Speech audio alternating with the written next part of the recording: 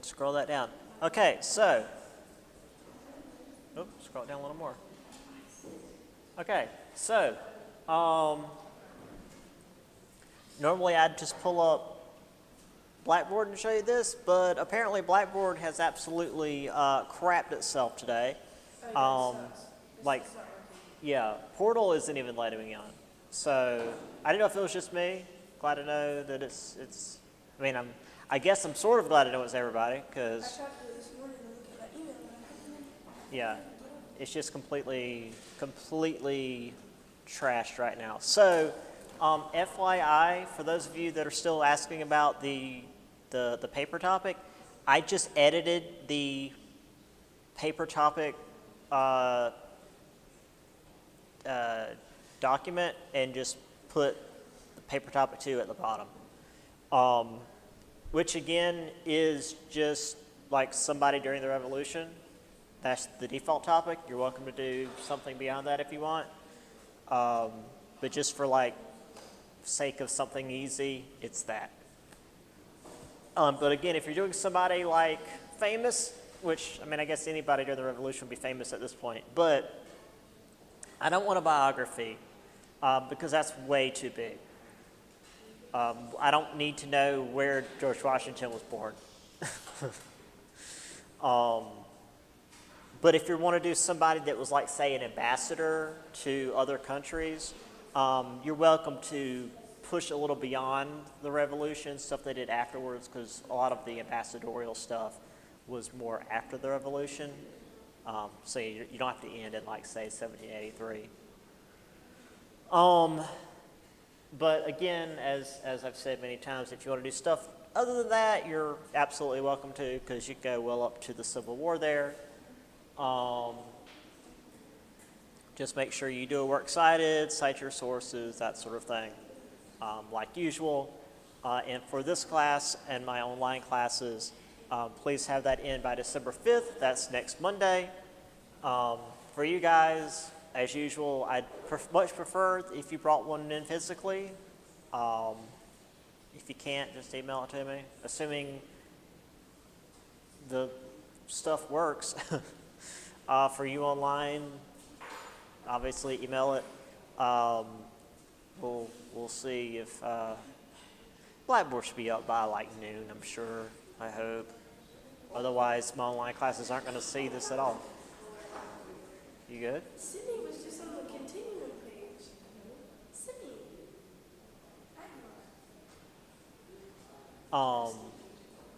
So yeah, that's that for anybody wondering. And again, this is up there on Blackboard. I just edited the paper topic from paper topic 1 to just both, and you can see the whole thing. So it's there. Yoink. Back over here. We finished chapter 9 last time, so we'll start with chapter 10 today. Any questions before we start?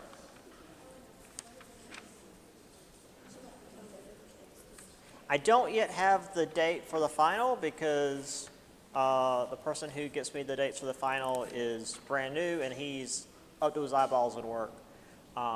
And I imagine if I got sent the email, it's currently locked behind the fact that Blackboard's dead. So I'll get those to you as soon as I can. I think our final is on the Wednesday of finals week, so we get it done as soon as possible. Because that Tuesday is just we're off, period. And then we'll be back Wednesday at 8, and we'll just come in here at 8:30 and do our thing. I think is when that's scheduled to be. So don't quote me on that, but I think that's how it's going to work. And again, the final is not any different than any of the other tests. We're going to do a review next Monday. Today and Wednesday is just going to be knocking out this last chapter. So That's how it's going to be. Any questions before we start? Great. Okay. So, let's get into chapter 10.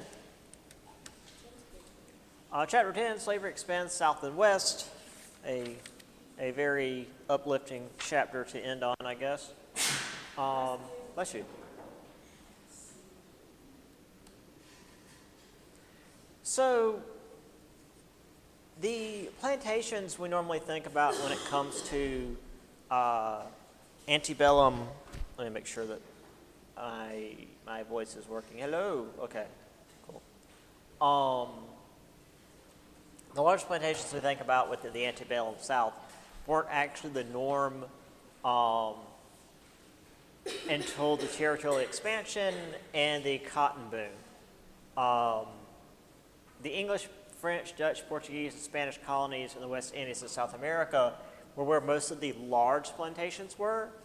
But in the Southeast, the plantations there were fairly small. You didn't see a lot of the real big plantations you saw in, say, Gone with the Wind or the other, like, fictional interpretations of the American South. It wasn't until they started expanding west and had these massive tracts of land and the cotton boom that the large plantations really came into the forefront. Obviously, this was led by the wealthy plantation aristocracy, and with the plantation boom making fortunes overnight, this led them to institute a harsher form of discipline to ensure that their cash crops maintain peak efficiency.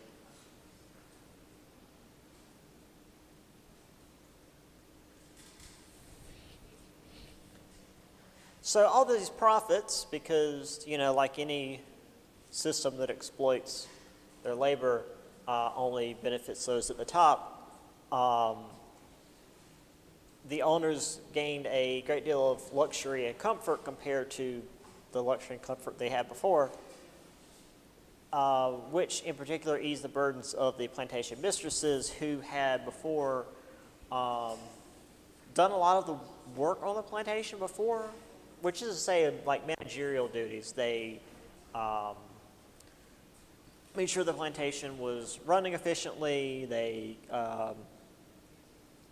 did a lot of the paperwork, I guess you could say, around the plantation, but also a lot of the domestic work. So with the vastly improved profits of the cotton market boom, there's the train, these plantation mistresses could afford to bring in female slaves to do the domestic duties and let them focus on the paperwork of the plantations. Of course, though, slavery was built on the pedestal of the patriarchy, so the wives of the plantation owners had to ignore when their husbands had sexual relations with the female slaves, often, and by often I mean basically all the time, against the will of the female slave, but again, it was the patriarchy and also slavery, so there was like absolutely no rights on their part. Ask Thomas Jefferson. Now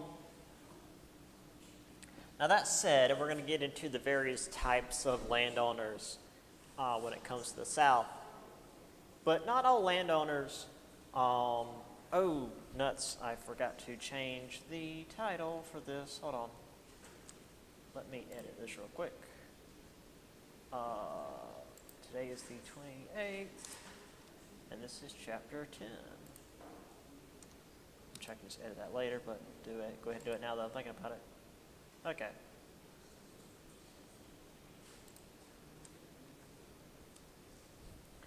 So, obviously, the percentage of the rich landowners owning the massive plantations was very small. But again, those are the ones that you are going to most often see. You're not going to see other little tiny farms that just kind of barely make ends meet. Most that owned any slaves at all own between 3 and 6.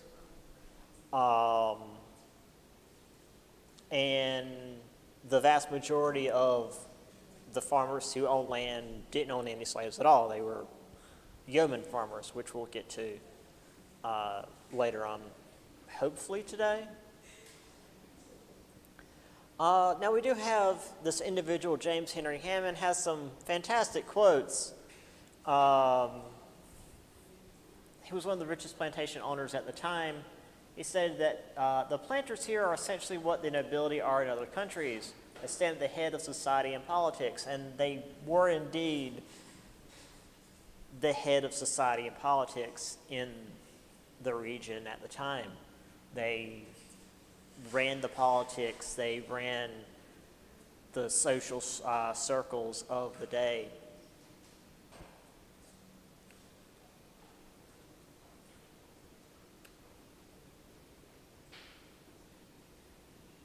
So we have a couple of images here of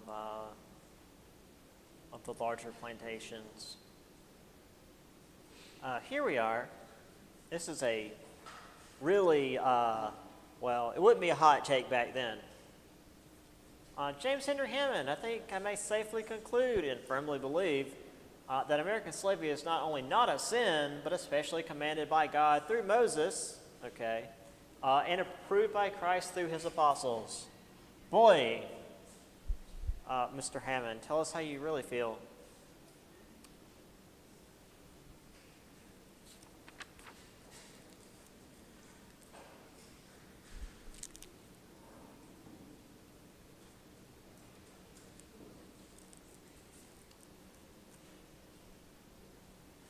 So, due to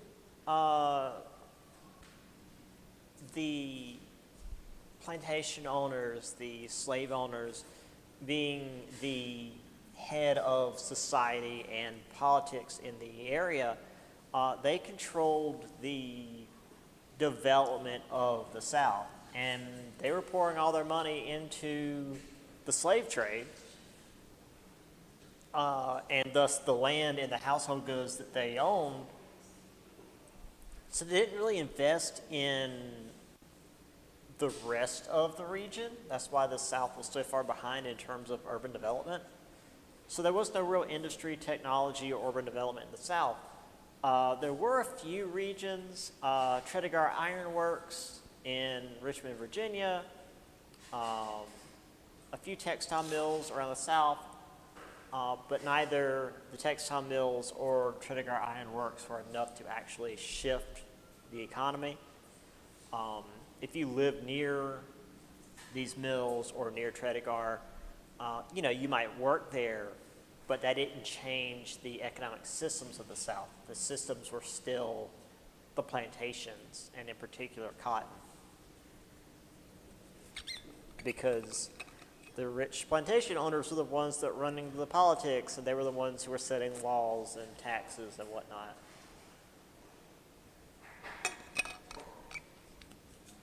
That's what you call entrenched nobility.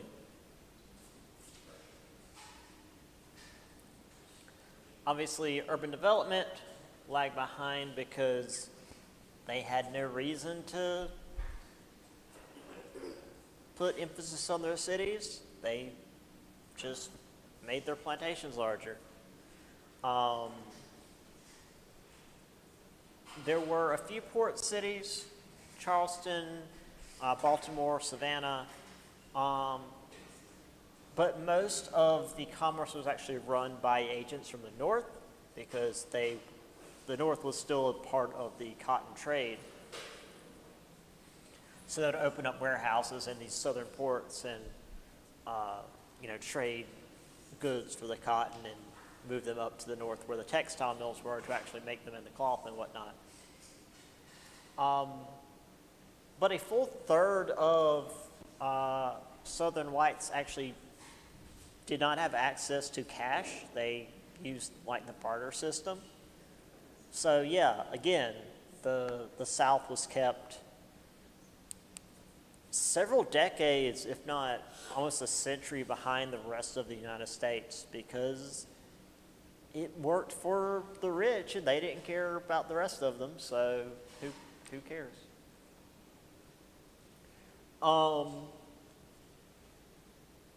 Now, there were only a few cities, but those that existed did attract the free blacks that were around. They tended to work as domestic servants, laborers, artisans, sailors, whatever jobs needed to be done,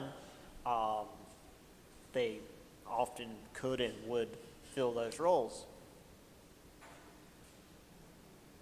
And in the 1840s and 50s, these jobs also attracted immigrants, in particular Irish, German, and Jewish immigrants.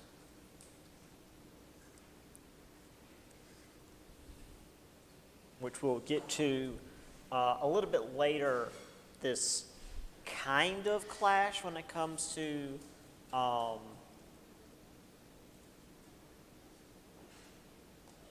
job scarcity so much as like competition over jobs, but we'll get to that. But that said, the presence of the free blacks as well as the immigrants and also the reputation as these ports for places for the slaves to escape basically made cities places you didn't go in the South. You know, the cities are full of the bad people you don't want to deal with, so stay out of the cities.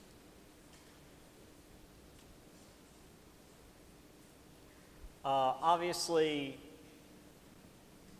with no real money going into cities or industry or technology, there was no real development in transportation either. The state governments, being once again run by the plantation owners, weren't putting much money in roads, canals, or the newly emerging railroads. The South had a lot of good river systems, so they just would put a barge on the river and let it flow downriver to the cities. There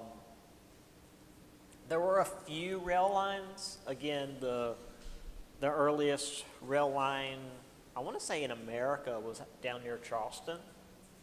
So we did have like a rail line, but it only went a few miles.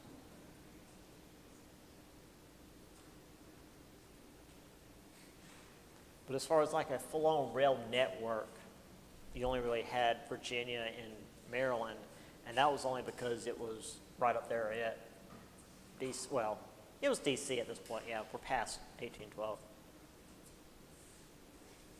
because it was near the capital, and they needed actual transportation up there.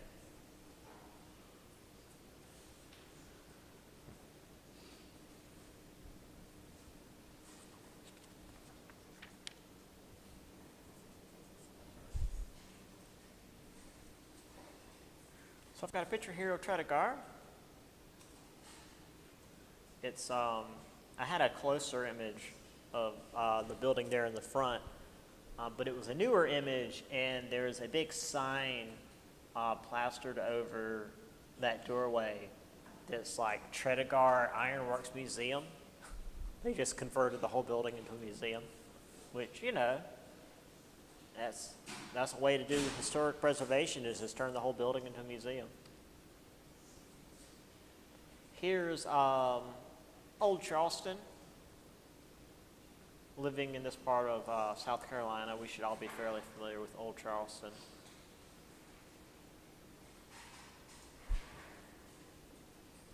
Granted, I had a great aunt that lived like 15 minutes from Charleston, and I currently have family in and around Charleston, so I'm especially familiar with Charleston.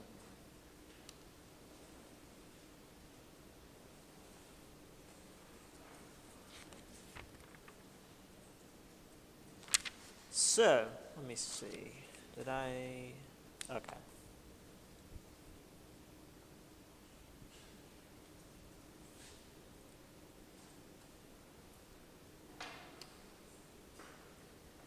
So,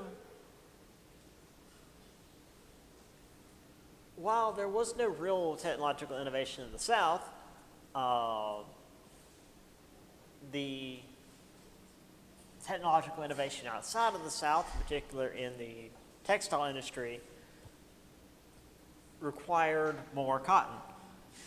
I think we mentioned it last chapter or the chapter before, but the increased use of water wheels and other powered looms that increased the speed at which cloth and, first thread and then cloth could be made, meant that stuff could be done faster, so therefore the raw material needed was, the raw material was needed in greater bulk. So the demand for cotton was now higher, and therefore the price of cotton went up. So more cotton's needed. Now, rather than the planters in the South putting money into some kind of technology or technique to increase the yield of their cotton, they instead just bought more slaves. Now, there was, of course, this belief that the African Americans were inherently lazy, ignorant, and untrustworthy, so they wouldn't invest in the equipment or tools for fear that they would be broken.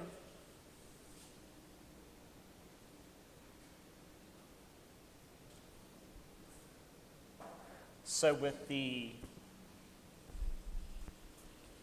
just numbers approach, fewer and fewer Southerners controlled larger estates with larger enslaved laborers. So they just bought more land, bought more slaves to make more cotton. It was just a numbers game.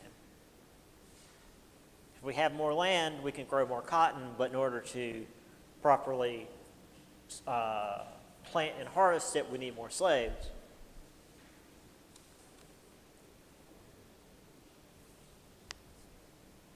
And with the fewer percentage of white Southern farmers actually owning these slaves, the percentage continued to decrease because the overall white population grew faster than the number of slave owners. Because again, the number of slave owners was already small, and that's just how numbers work.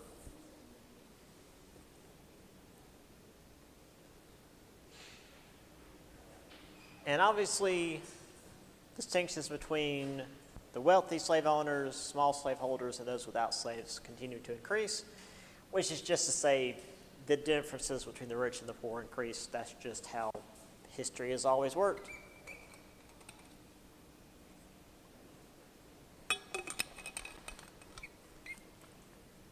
Class solidarity, baby.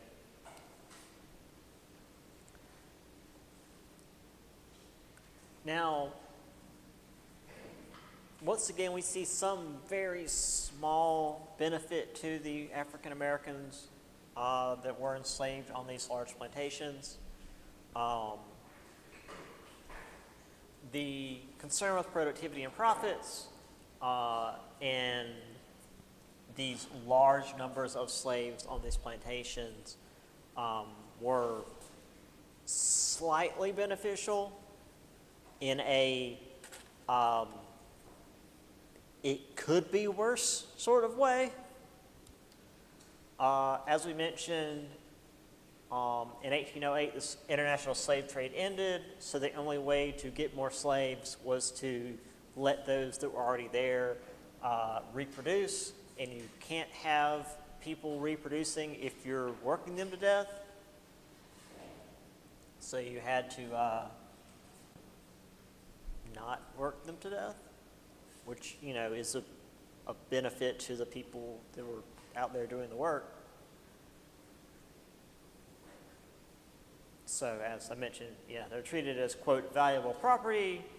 Working them to death, crippling, or mutilating slaves was no longer seen as good business. Again, it's still very inhumane to treat a living person as, quote, good business, but by comparison to what it was before, it's better.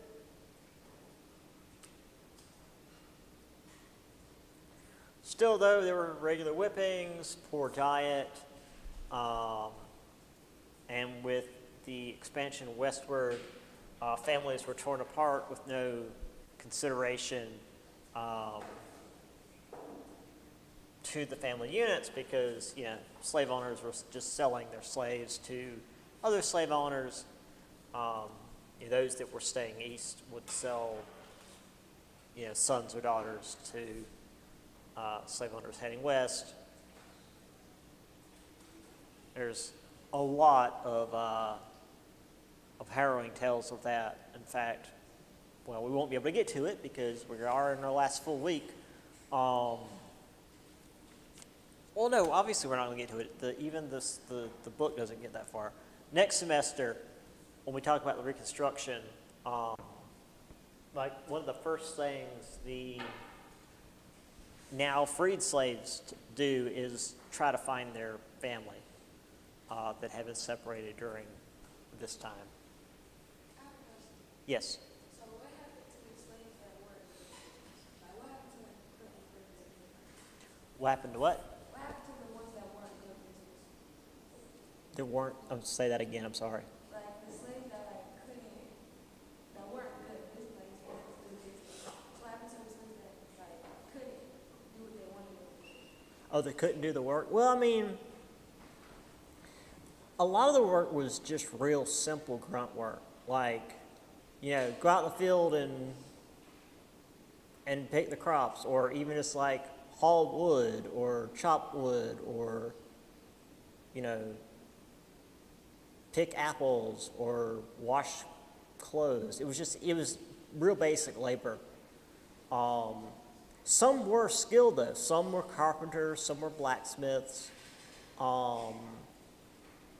Some were, I mean, there was the one we talked about with DC. There was this like surveyor who was as smart, if not smarter than the one that they brought from, you know, Europe. But as far as the one, I mean, they were all good business as long as like they were able-bodied, you know, as long as they could walk around and move stuff, they were labor. I mean, if they were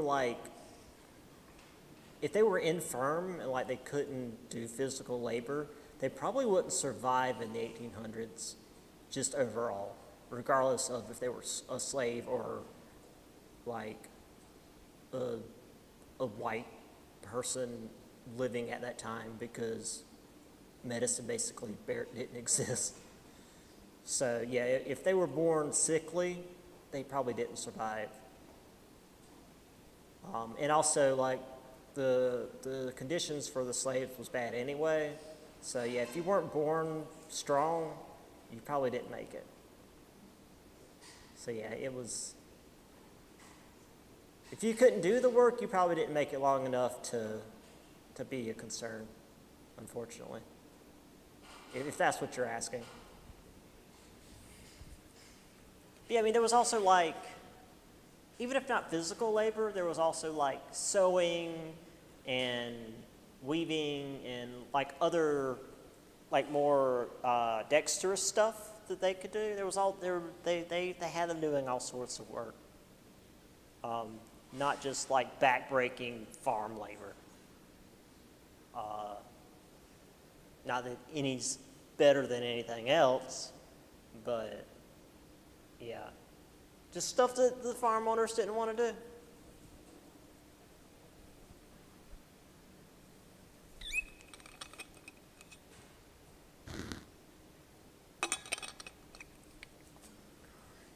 Because again, here we see we've got a few there tilling the soil. I'm not sure what the group is doing there with the basket. Looks like they've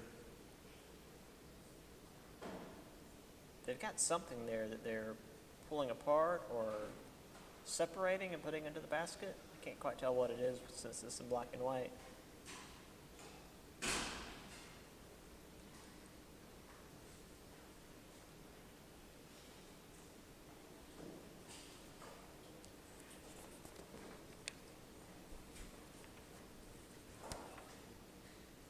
Now on to the economy.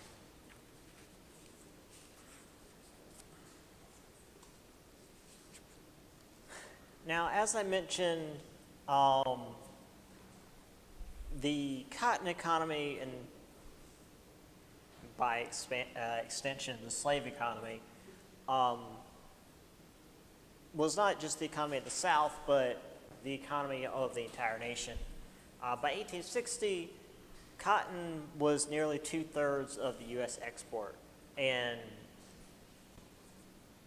again, I'm not an economics major by any stretch, but you don't want any single product to be that much of your GDP at all, ever. Having played a bit of Tropico, or any of those empire building games, if you've got one product that you're making all your money on, that product's going to drop in price one day and all your money's going to be gone. So yeah, make sure you diversify. Just because cigars are making money now doesn't mean it's going to make money in 10 years.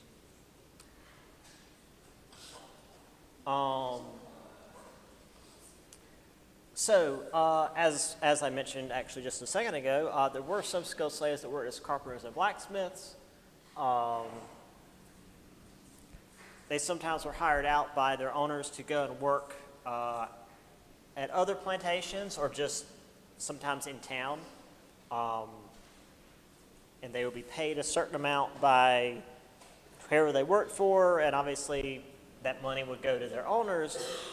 But sometimes they'd be allowed to keep a portion of their pay.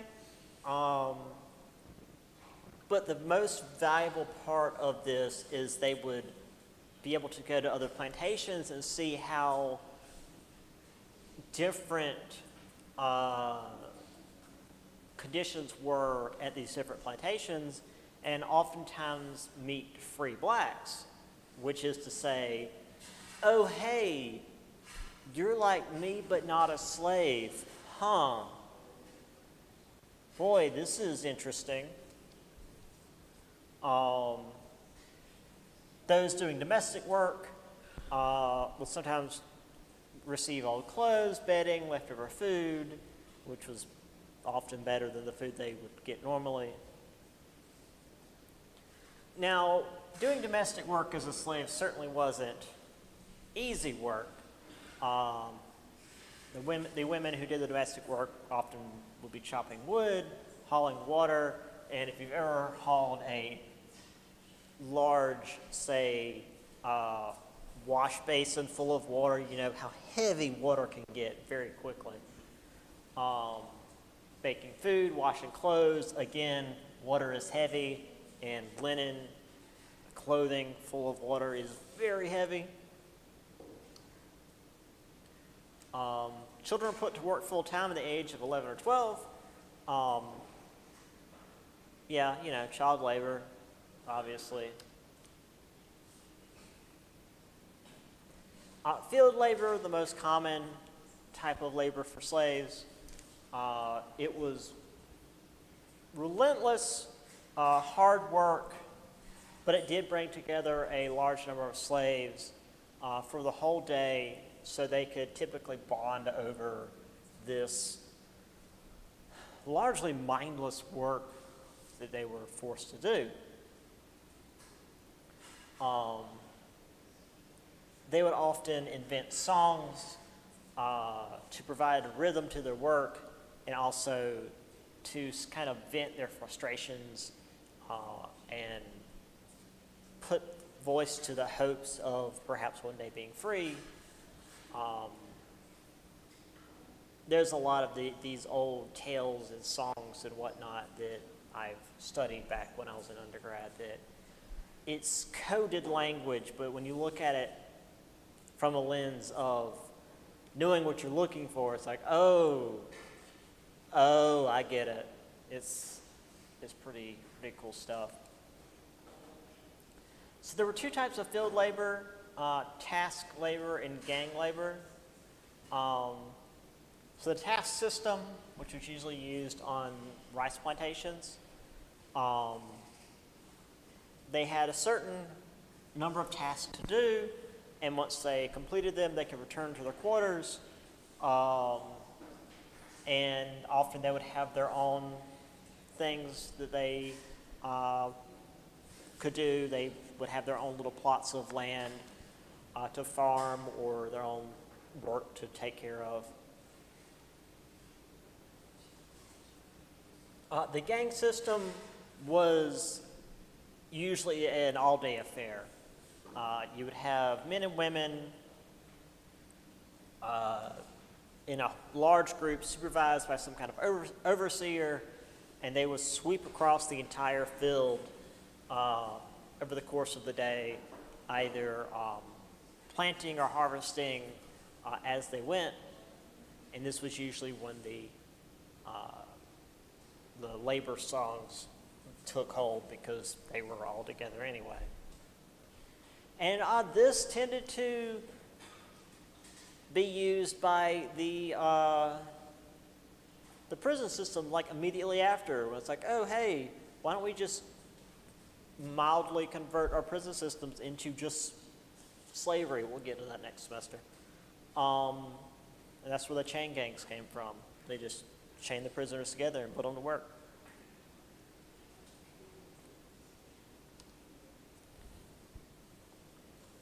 So here we have a family hanging out by the wood fire stove. And there's the family out in the field. And child labor, certainly nothing wasn't seen as out of the ordinary.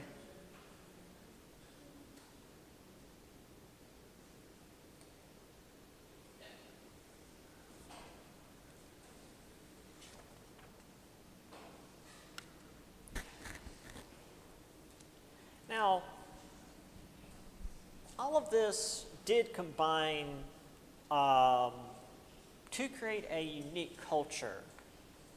This was called syncretic culture. Make sure I'm reading that right. Yeah, syncretic culture,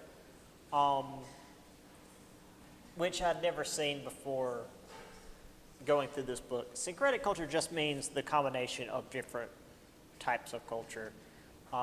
In this specific instance, it's the combination of African, Caribbean, and American cultures to create a unique culture, in this case, among the African Americans. So some of the examples of this, slaves would use African names in private. There's Gullah, a dialect that combines African words and speech patterns with English. I want to say there's still some sea islands off the coast of the Carolinas that use Gullah. And with the spread of slavery throughout the U.S., this unique culture spread as well. It didn't get stamped out as much as the slave owners tried to.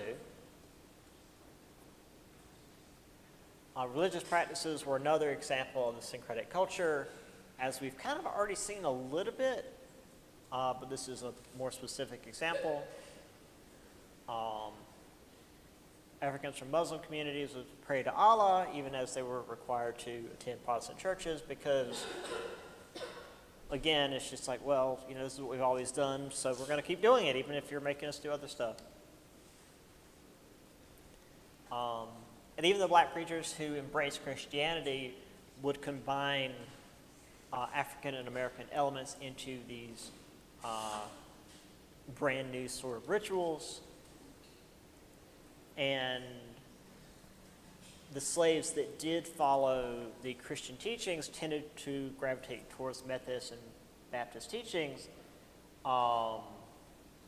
because these evangelical ways of doing things echoed the spiritual forms in West Africa, which again is weird. I don't know if the Methodism I was raised under was different than what they're talking about, because I was Methodist my whole young life, and then I went to a school that was run by Baptists, and they were different. And they were definitely evangelical. And it was nothing like the Methodist church I went to. So I don't know why these two are grouped together, but that's what's in the book.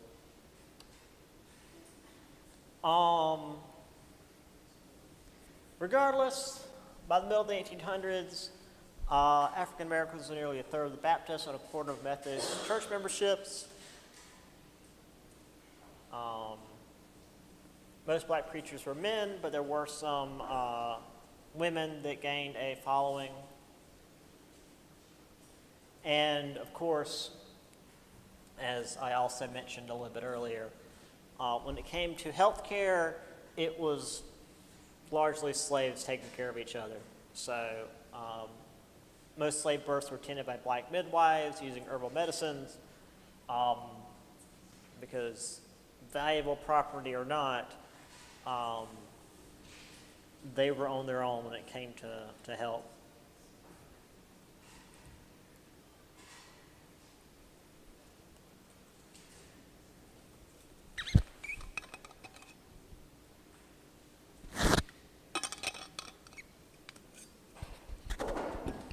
I think I keep bumping the mic. Sorry. I think this is a Gullah community.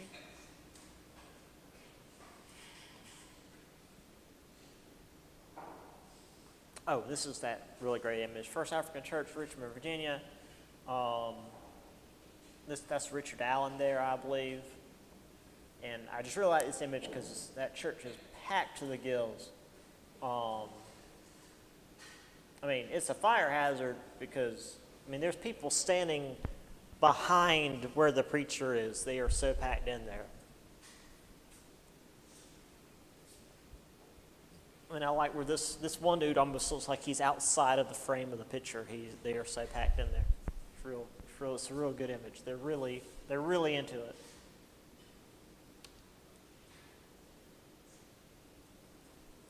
Now, obviously, if we're going to be discussing the various cultural impacts of the African Americans in, America, we got to discuss the resistance and rebellion. So obviously, slave owners saw these preachers in West African culture as inspiration to resistance.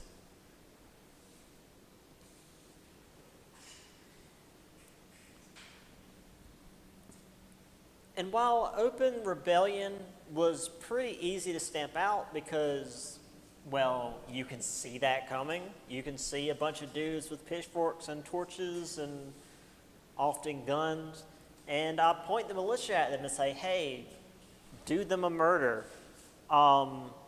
It's a lot harder to stop more subtle forms of opposition. So, let me see here.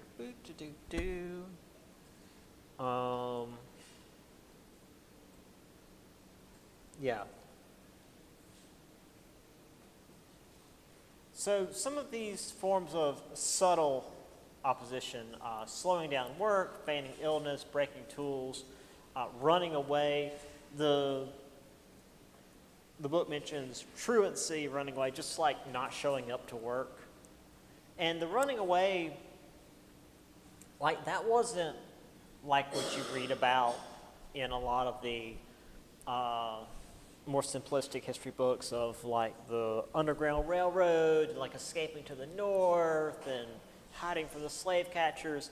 Like this was usually just running off into the woods and maybe going to a nearby farm for a couple of days.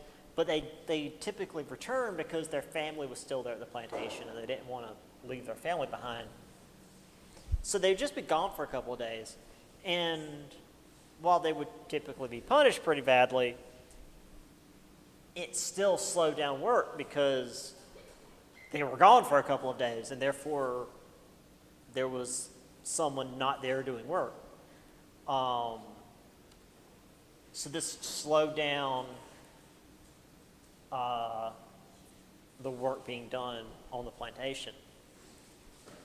So the method of which they would resist depended on where they were and the resources they had available.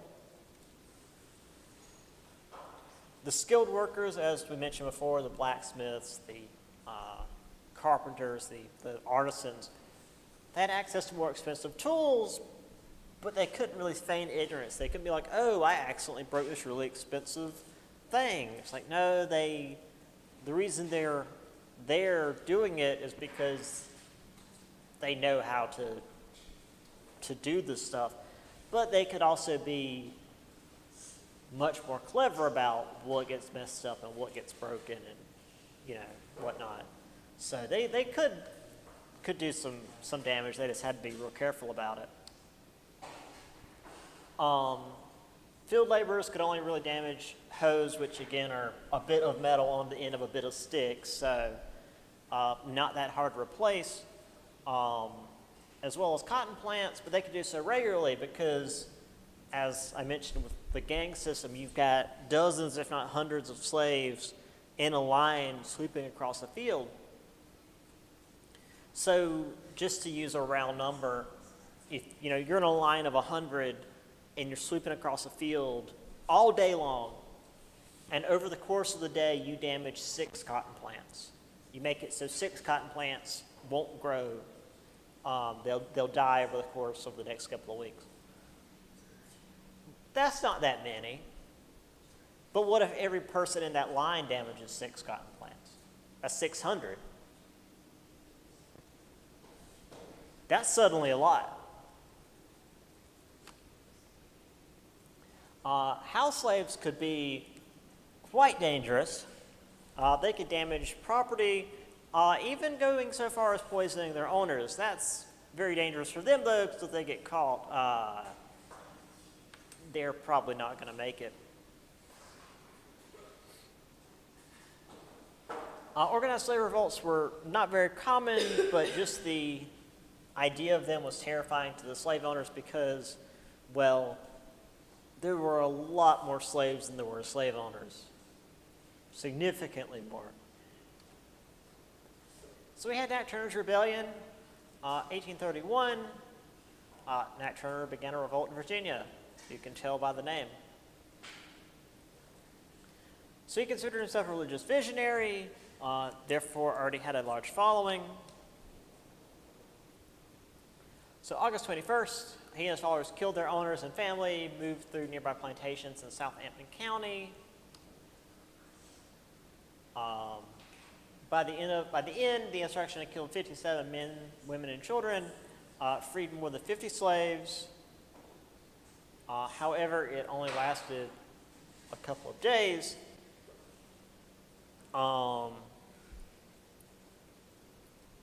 Let's see, On the next day, militia caught up with them.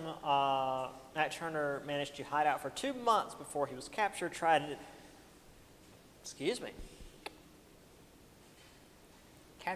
executed on November 5th, along with 55 other members of the rebellion.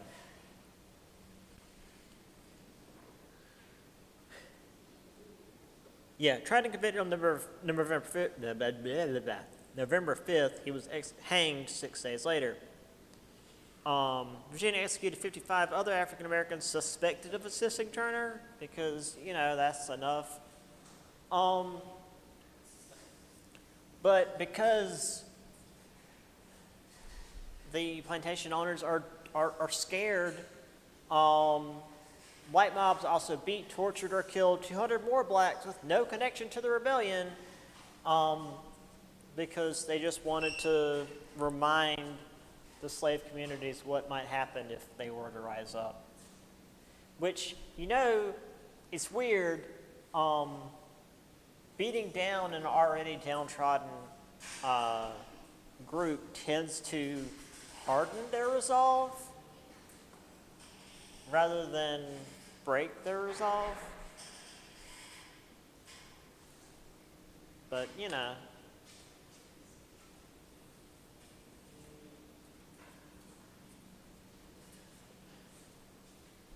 just remember there's revisionists who want us to believe that the plantation owners were the good guys.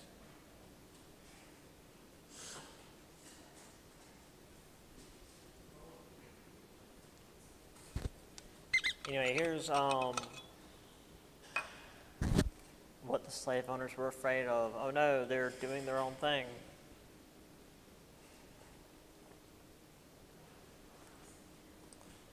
Here's the horrid massacre in Virginia. And once again, the art not really understanding how children are proportioned, so they're just like miniature adults. In the book, they have like a second panel underneath, which is the militia like running down Nat Turner and his rebellion. The second panel is actually there, but for some reason this image didn't actually have it on the internet. It just like had this little bit of it. These are like the hats of the militiamen on their horses. I don't know why. It's in the book.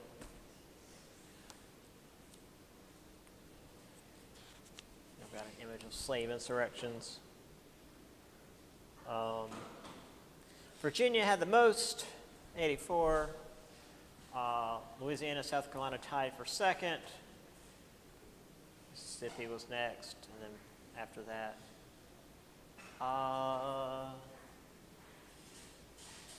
North Carolina? Yeah. And then Texas. No, Georgia. Georgia was fourth. Third. Fourth. Yeah, whatever.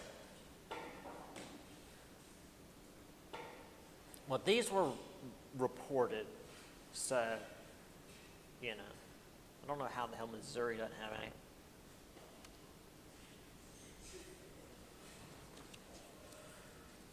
All right, I'm going to try to get a little further along so that we aren't running over ourselves to finish this on Wednesday.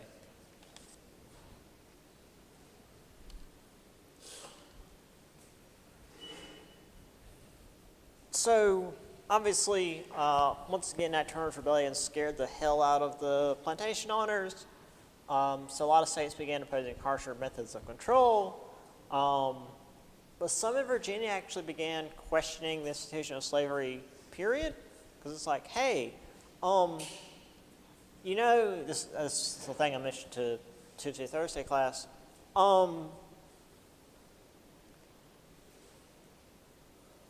If we're treating these slaves like animals, this is the argument.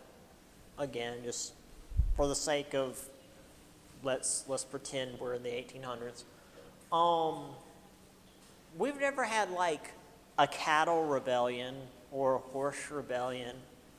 Like the most that happens is maybe they'll get out, but then they just like wander into the next field and start eating grass because they want to eat grass. Like they don't start murdering everybody because they're angry at being treated like shit. They're just hungry and want to eat grass. Like, maybe we shouldn't be doing this to other humans? Now, obviously, though, it wasn't just a whole moral thing. It was actually representatives from western counties where slavery was not as profitable. This is actually where West Virginia came from, because during the war, the western part of Virginia is like, we don't want to be part of this. We're going to break off and make our own Virginia. And that's where West Virginia came from, because they didn't want to join in the Civil War. Anyway, this was before that. So they said that they should actually abolish slavery gradually because it's not doing them any good. But also, they were still really racist and believed they should just get to ship all the blacks back to Africa, because the best way to not be racist is to not have any other races. Obviously, slave owners in the eastern districts of Virginia, who made lots of money off of slavery, opposed this, saying that even considering it would cause more revolts, because at the time, freed blacks and even slaves that were allowed off of the plantations were allowed to come into like town halls and courts and whatnot and listen into these sort of deliberations. And they're like, even talking about this is going to make the slaves want to rebel. It's like, I feel like talking about freeing them would make them be like, hey, they're talking about not doing slavery anymore. Let's let that happen. I don't know. That's not how I feel. Ah, yes, Professor Thomas Dew. I think I've got a quote from him in a little bit, if I'm remembering right. So he was president of the College of William and Mary, argued that slavery was good for the good of the slaves. Ah, yes. As it brought them the civilization of Christianity. Weird how when they converted to Christianity, they were still slaves, and how like the Africans in Africa who converted to Christianity were still captured and made into slaves. I don't know, Mr. Dew, that doesn't quite add up.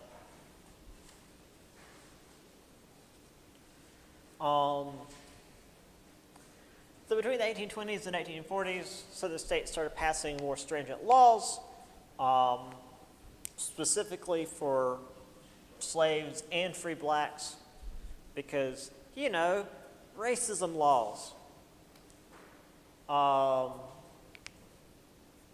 Southern legislators made it illegal for slave owners to free their slaves, illegal to teach slaves to read and write, limited the size and number of black churches, restricted slaves from court access. That was the thing I mentioned earlier. I'm going to read these next couple out of the book. Outlawed slave marriage, banned anti-slavery literature as obscene. Weird about the whole obscenity of literature laws, if anyone in here has been paying attention to the news in the last year. One here I didn't actually put in the notes.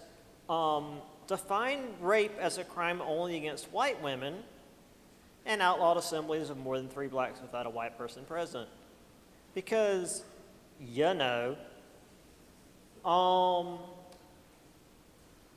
and for the free blacks, there were also laws.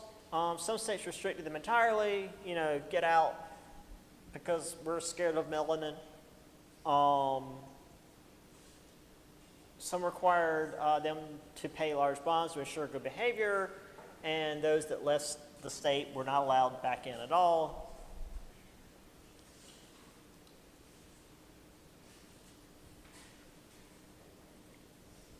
Free blacks were basically second-class citizens. They had their homes raided under any suspect of hiding runaway slaves. Their children were kept under apprenticeships that were virtual slavery. As I've mentioned, apprenticeships, you work and you don't get paid. And if you're forced into an apprenticeship, that's virtual slavery. If you are made to work and not be paid, that's not how things are supposed to go. Now, while this did tighten the control over slaves, it did worsen things to some degree for the planters. It further exacerbated the distinction between the poor whites and the rich planters, and we'll get to that in just a little bit, because we have, I'd say, enough time for that next slide.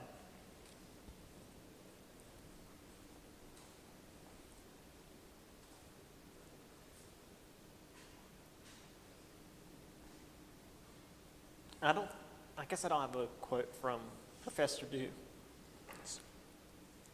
Excuse me. But this is the idea he was going for. Here's the devil telling somebody, slavery is a national sin. And obviously, if the devil's telling you something, then I guess you're not supposed to listen to it. But I don't know. I'm on the devil's side here.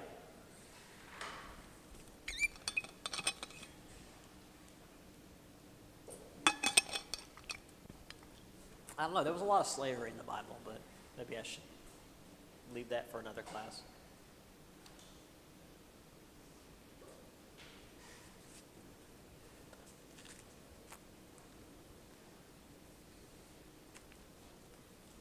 All right. So, the farmers without slaves were called yeoman farmers. Now, some did have this, like, pull yourself up by your bootstraps, everybody in America can be a millionaire, yada, yada. They wanted to rise to planter status. Others simply made extra money working for the planters as, extra labor. But they did typically recognize that their economic interests, typo there, sorry, were not the same as these planters. And once voting rights expanded, at least for them, made their concerns known in legislature. They, voted against laws that only benefited the planters and not these smaller farmers. They typically depended more on neighbors and friends. But there was another group below even these small farmers that didn't have any slaves, and these were the landless white Southerners. They typically hunted and fished to survive. They would sell their labor to farmers, dock workers, or as servants in the cities. They were roaming laborers. They just went wherever they needed to go and did whatever work needed to be done. And this is the important part. And this is what I was talking about just a little bit earlier. Technically, they were competing with free blacks for the same sorts of menial labor jobs. They often worked together with them because class solidarity. And while there were laws made by the planters to basically restrict the fraternization of blacks and whites, they just ignored it. Like, well, yeah, technically these laws are placed on the free blacks, but we can do what we want. You can't put a law on us because we're poor. We're white, and therefore we have the same rights as you. Apparently is how the laws are.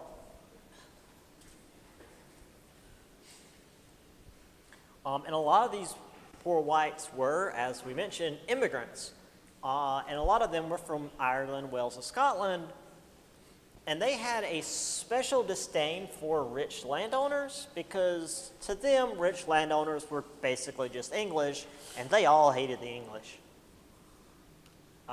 See my 103 and 104 courses for that. And there was another group in the South that didn't own slaves, the Southern middle class. They were doctors, lawyers, journalists, teachers, shopkeepers, you know, that middle class that existed within the few urban areas.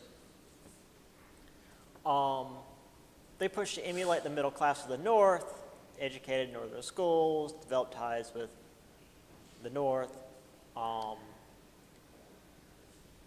However, they supported slavery because the planter class demanded their goods and services, and therefore that's where they made their money. They were the rich people in the region, and that's where all their money came from, so they supported the institution that made the money for the people who paid them. So it wasn't that they necessarily owned any slaves, but slavery was good for their bottom line.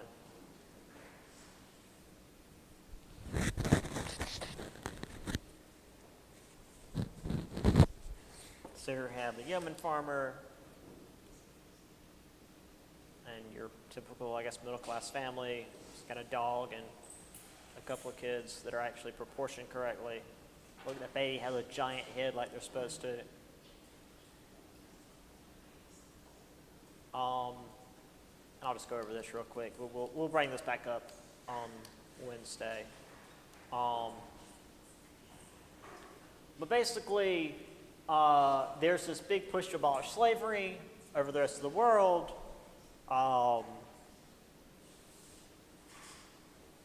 And the white Southerners basically make these laws,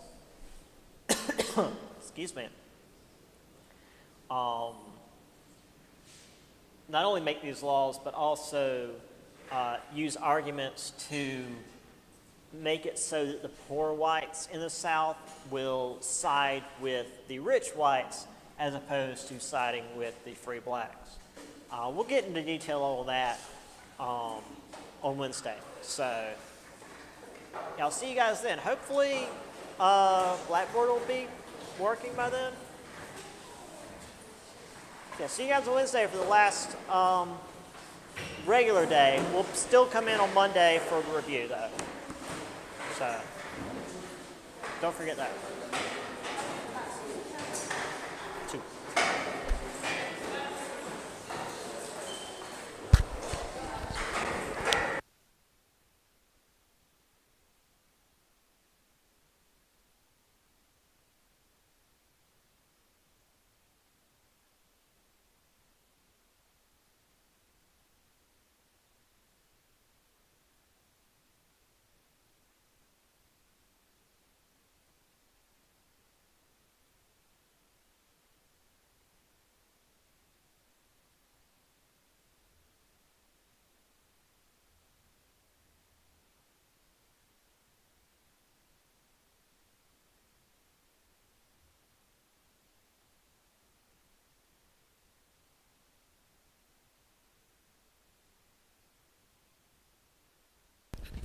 Okay, hopefully I can get this up in a little bit. Okay. Let's end the PowerPoint.